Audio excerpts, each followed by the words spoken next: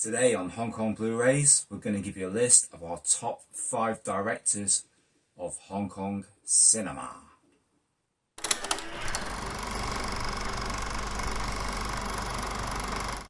Welcome to HKB. I'm Shaz. I'm Leon. It's great to have you with us today. So this is another ACC collaboration, the Asian Cinema Circle. And this time round, this project has been picked by Big Brother Will over at Hong Kong Cinema Appreciation Society. So kudos to Will for picking out this topic.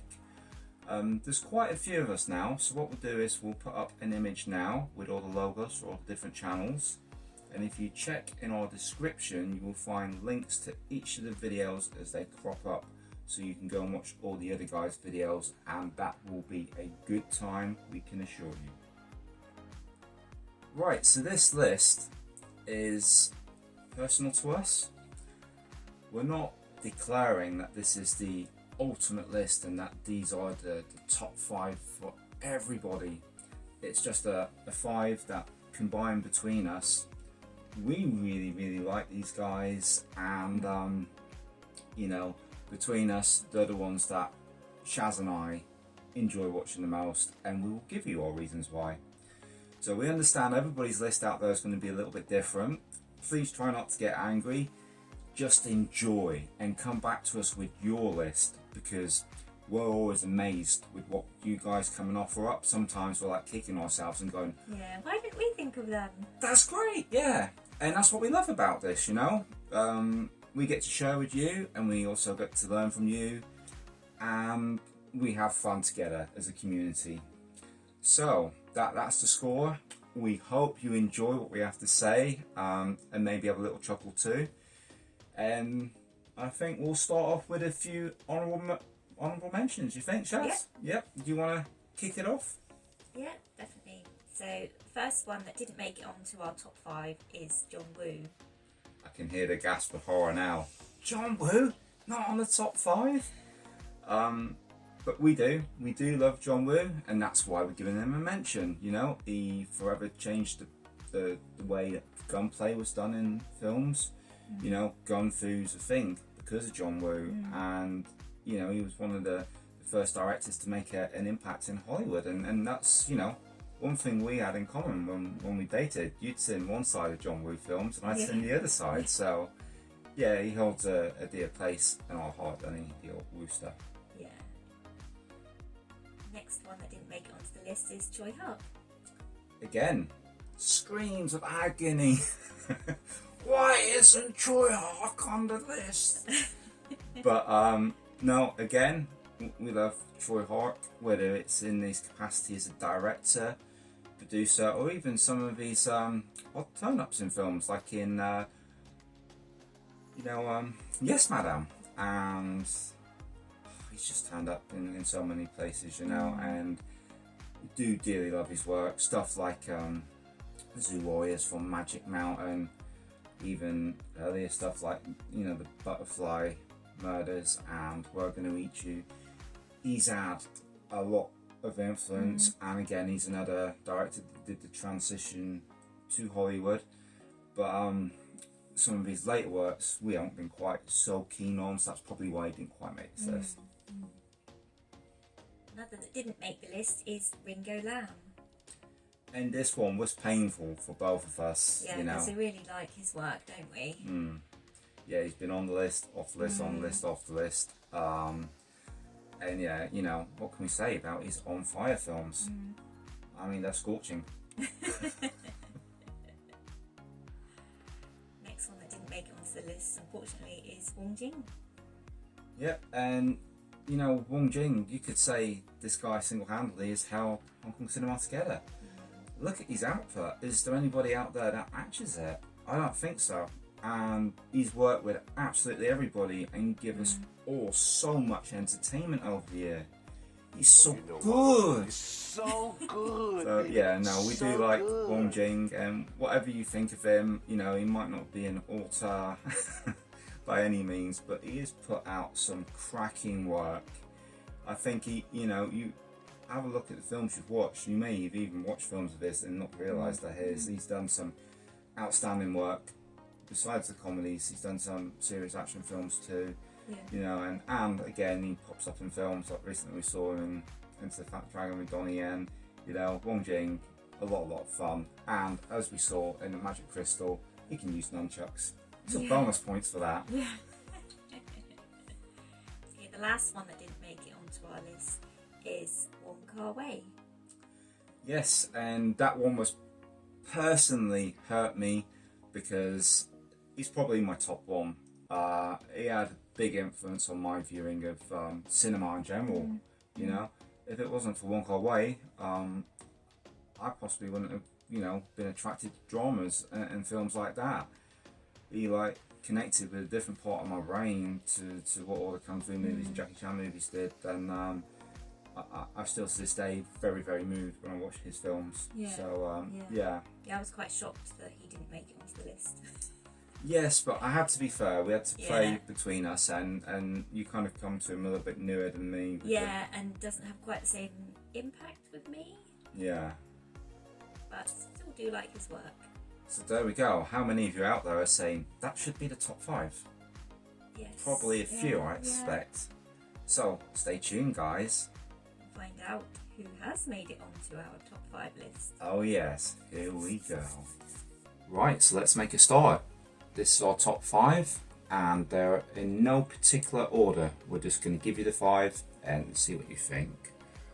So the first one we're going to focus on is Chang Che. Massive at the shores, very influential, influenced the light of John Woo, who used to work underneath him. Just going to give you a few little interesting factoids on Chang Che and see if you guys know these bits of information.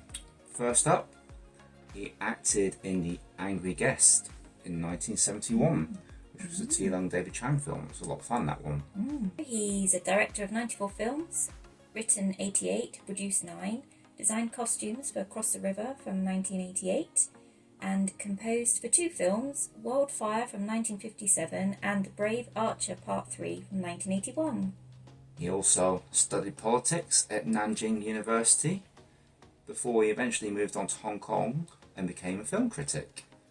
His start in the film industry was as a screenwriter for 1947's Girl's Mask. He produced the 1992 Taiwan TV series Ma's Assassination, which tells the same story as his 1973 film The Blood Brothers.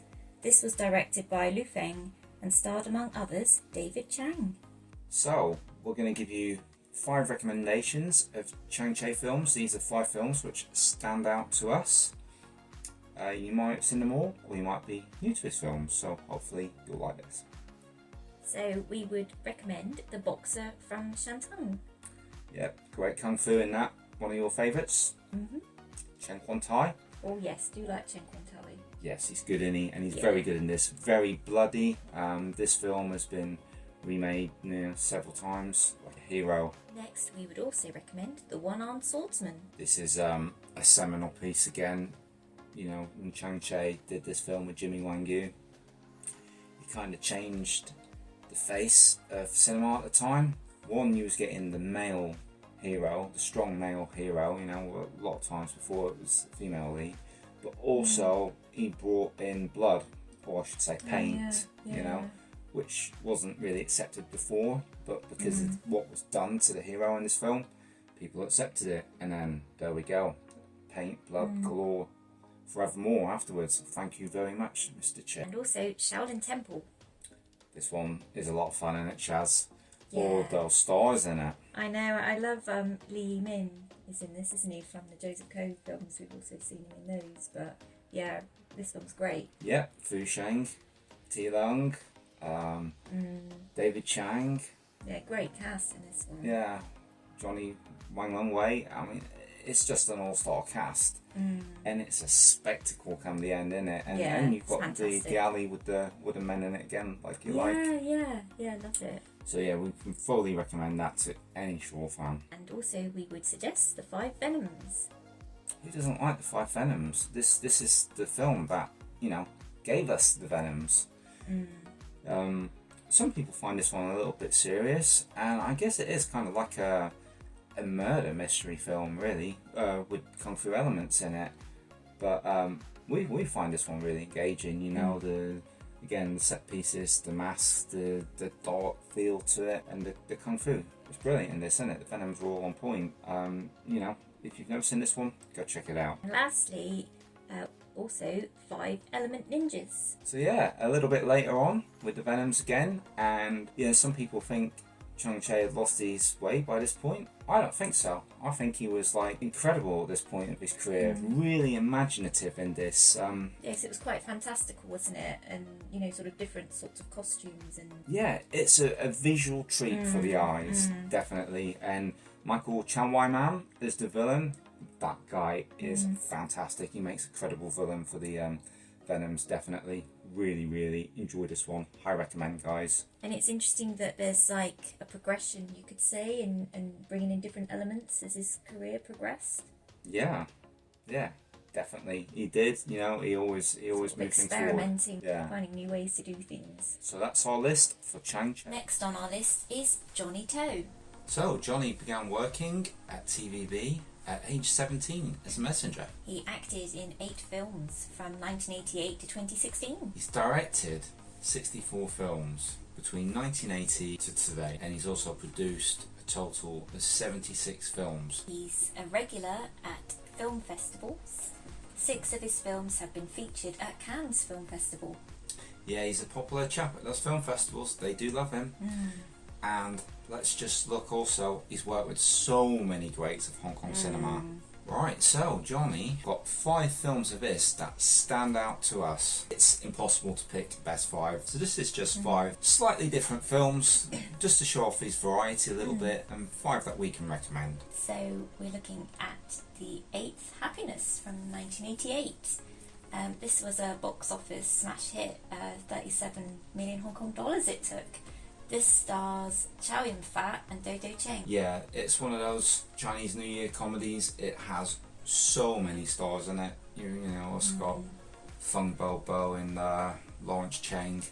There's a ton of people in this, and when we first saw it, you know, if you come to these films and you've never seen them before, it might hit you a little bit hard because it really is wacky.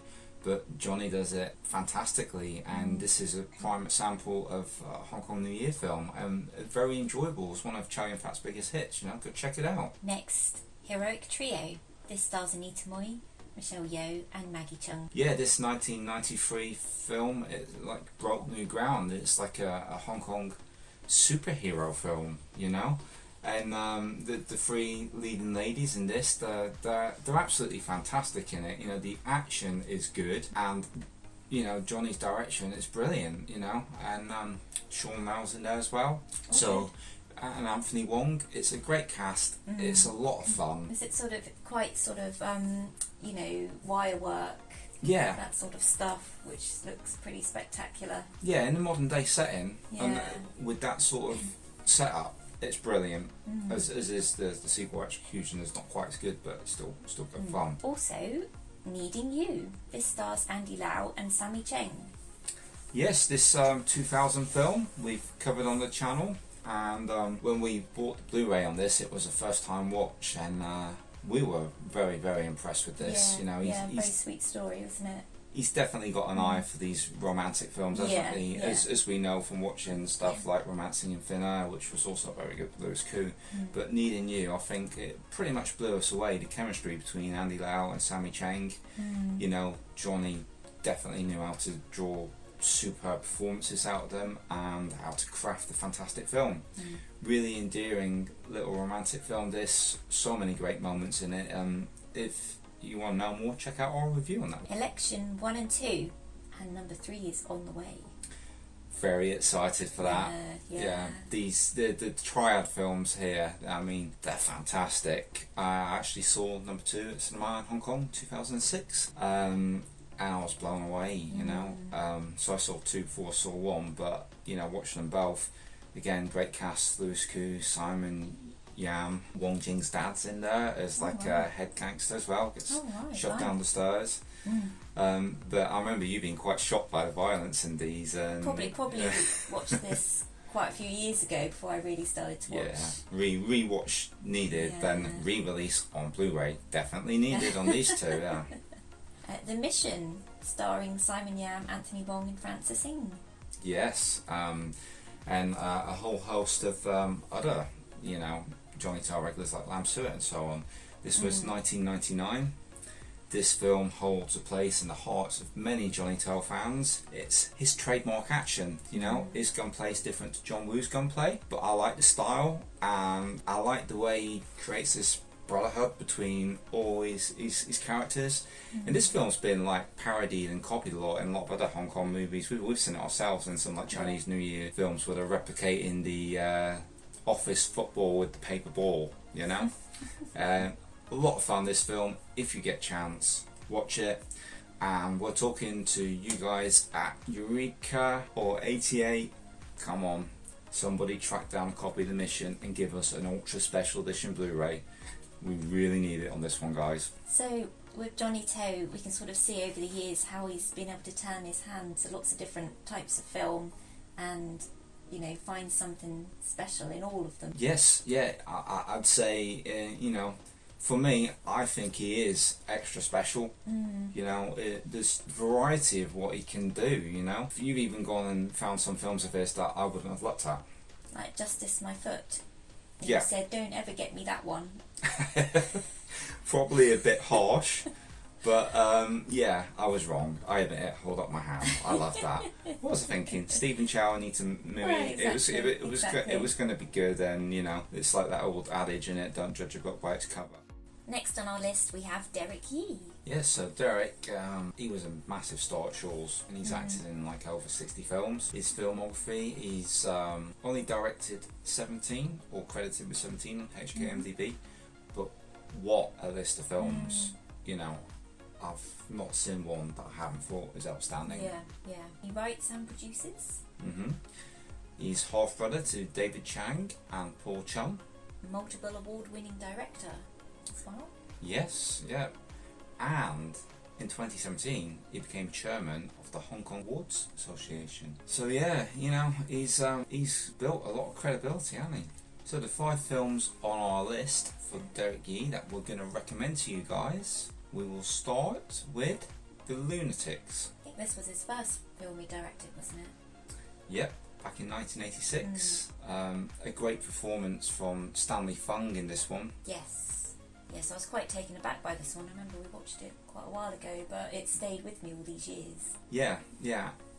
It is. It's intensely good. What a stellar start, Yeah. Chow Yun-fat in a different role, and Tony Leung Chiu-wai as well. Just an incredible film.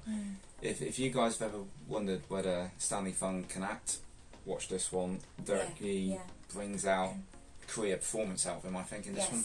Yes, absolutely.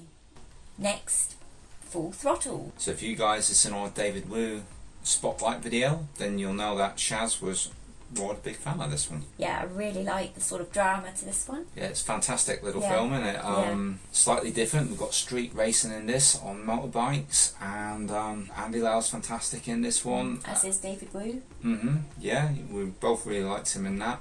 Good cast again: Paul Chun, Chin Kar-lok, Elvis Choi, and Gigi Leung, who's quite young but also very strong in this one. It is an exemplary film. It's fantastic. If you've not seen Full Throttle, if you're an Andy Lau fan or fan of any of the other actors in this one, go seek it out. It is a masterpiece. And you certainly won't be disappointed. Oh yeah, definitely not. Next, we'd recommend Viva Erotica. So, for all you fans of Category 3 films out there, this is an interesting film because there's a film being made within the film, which is a Category 3 film, and the director of the film within the film is Leslie Chung. His girlfriend in this one is played by Karen Mock, and some of the actors of the Cat 3 films within the film are actually Cat 3 actors themselves, or have been at some point in their career. Oh, right. We had Elvis Choi and Shu Ki. You like Shuki, don't you? I really like Shu Ki, and my heart went out to poor Elvis Choi when he was being forced to suck her toes in that film.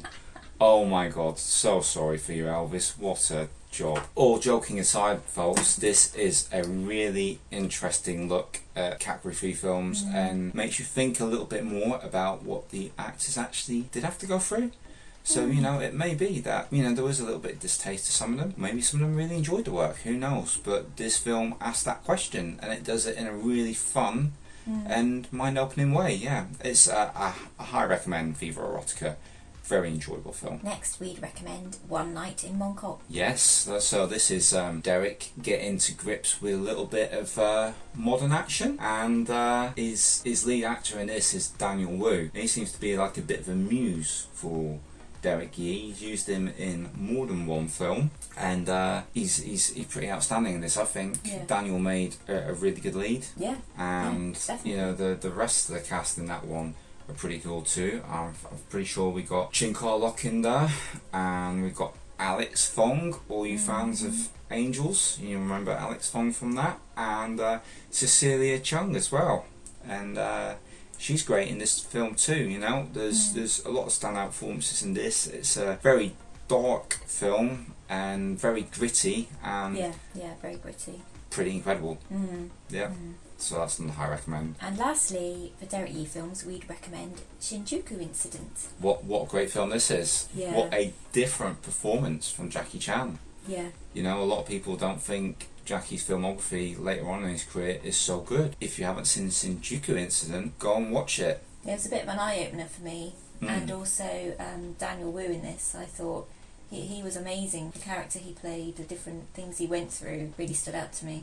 Yes, I've heard some people criticise him for his role in this, but to us, we think he's fantastic in this. I think the character he's playing, he plays it amazingly.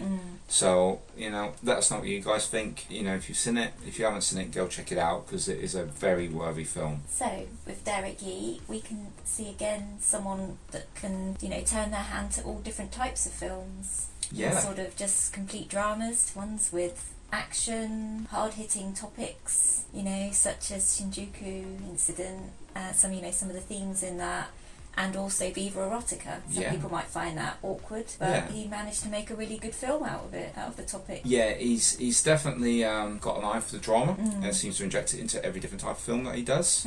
You can see he just goes from strength to strength, and he's definitely a director that knows how to bring out the best in his actors. Yes, definitely. I completely agree with that. Like we were saying about Stanley Fung, we'd pretty much seen him mostly in comedies, and to the point where we saw this and we were completely taken aback with his performance. Yeah, he's one of the only Hong Kong directors that I recommend to friends that don't watch Hong Kong films. And there's been quite a few people I've shown or recommended these films. They've watched it and gone, fantastic, what else has he done? Yeah. So next on our list is Herman Yao. Herman devoted most of his time to film industry, but has written for magazines and newspapers as a columnist and freelance writer. This talented guy has also published 2 of his own books. And he's been a cinematographer for 18 films. He is an uncompromising director who, despite often directing low-budget films, always puts his vision across in the way that he wants to. In our opinion, he made Category 3 what it is today with his outstanding collaborations with the fantastic Anthony Wong. So, 5 films of Herman's that we're going to recommend, a little bit of variety here, is The Untold Story, absolute cracker, one of his first collabs with Anthony Wong. Yeah, bit of a shocker. Yeah. Yeah, very well made. Ip Man, The Final Fight. So again, working with Anthony Wong, but this is like 20 years later. Yes. And we get a martial art film. On the popular Ip Man craze. Yeah. Now some people don't rate this one as much as the Donnie Yen ones, but we think that Anthony makes a fantastic Ip Man, and this film was really well made. Yeah, definitely. Yeah, I like I say, I wasn't sure this would be as good as the Donnie ones, because we've really enjoyed those, but yeah, when we watched it, it was fantastic. Yeah, great job. Then we have Sarah from 2015 with Charlene Choi and Simon Yam, and I think he really pushed a different kind of performance out of Charlene Choi in this. I wasn't expecting Sarah in something this strong, but wow, did it work. Also, an Inspector Calls. Bit more of a fun side of Herman Yao in this one. It's in one of those, I think this is a Chinese New Year film. Yeah, I think so, I yeah. think so. It's Yeah. certainly got all the elements, all the ingredients. We've even got a bevy of dancing Donnies in it, dancing and singing, which is very amusing. Yeah, it's a lot of fun, yeah. And lastly, 77 Heartbreaks. Again, another Charlene Choi film. And it's just had a sequel recently, hasn't it? 77 Heartwarmings. But this is, one of those Hong Kong sort of dramatic romances, a little bit of comedy in there. And it's exceptionally well done. Really engaging. It again shows, another side to the director. He shows that he can do more than one genre and do it very, very impressively.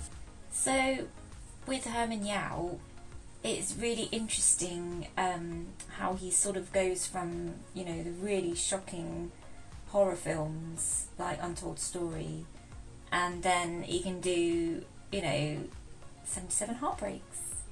Yeah, I mean, completely different genres. Yeah, I mean, he's a fantastic guy. He's a musician as well. He has his own band. He's very much into like metal and rock, which is why probably why he's such close friends with Anthony. Because he's obviously does music too.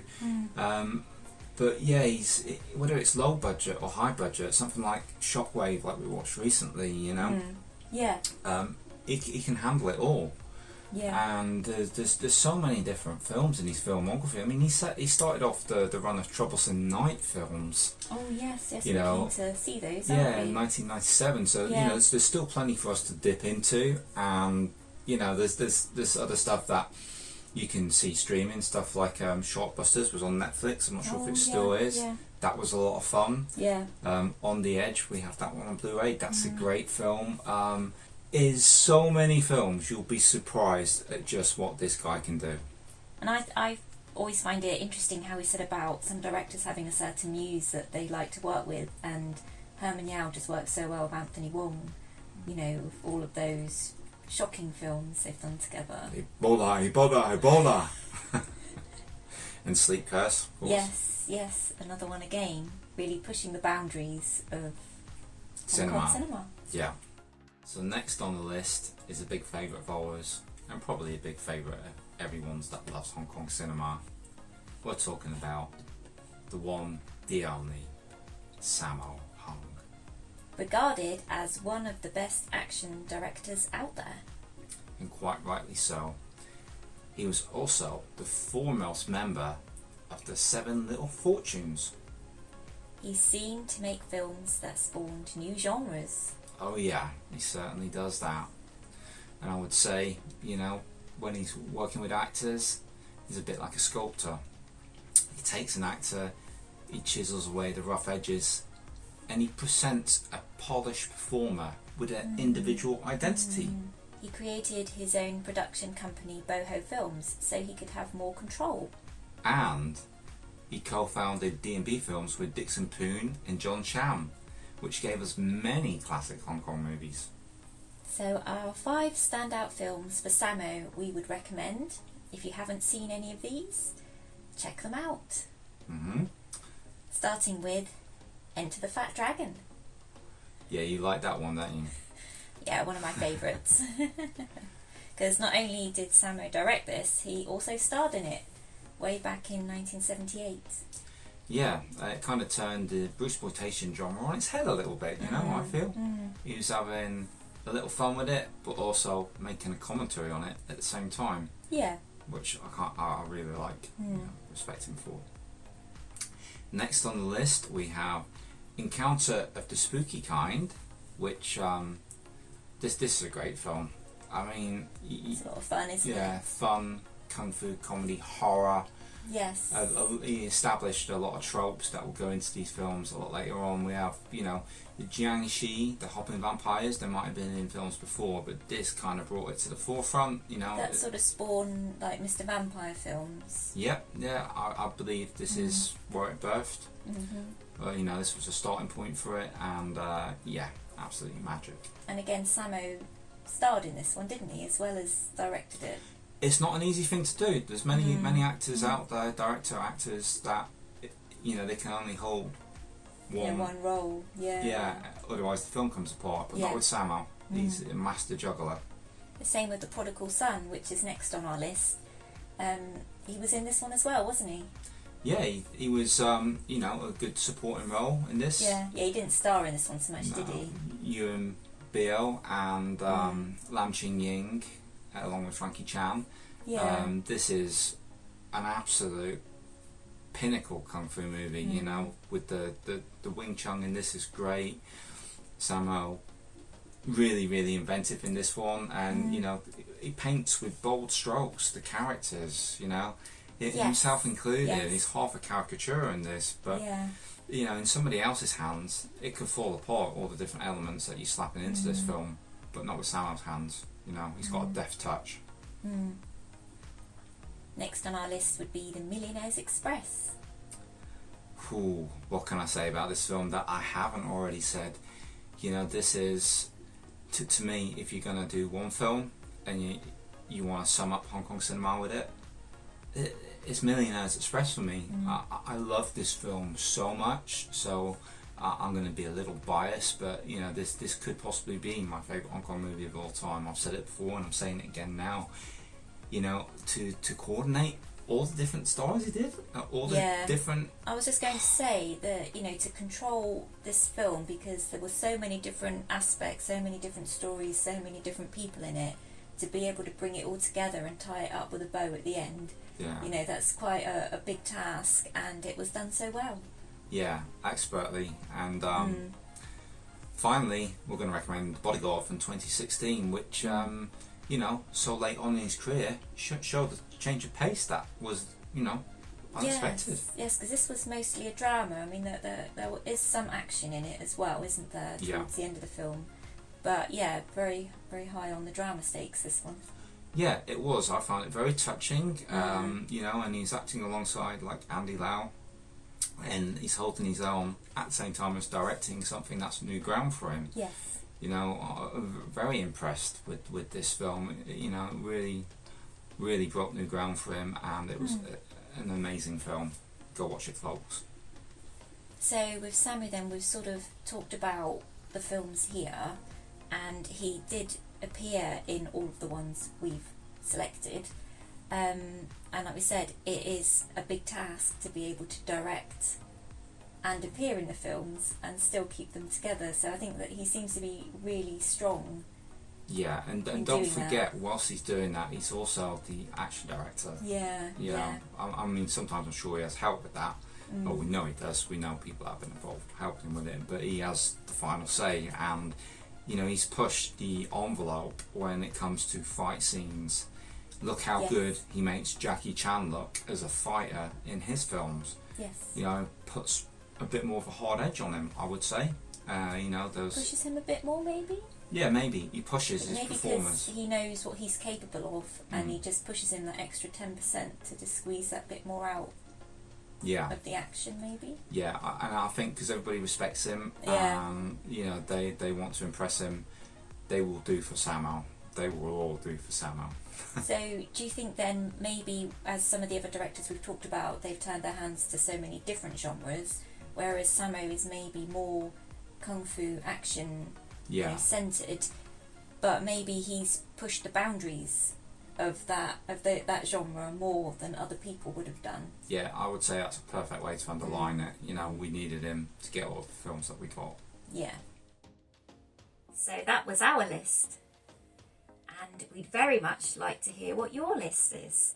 So drop a comment below, or pop us an email at hongkongblu-rays@gmail.com.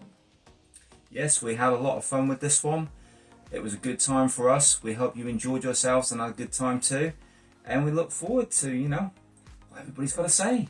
I'm so excited, you know. Me too. And I can't wait to get over to the other channels and watch their videos as well and find out what they've got to say.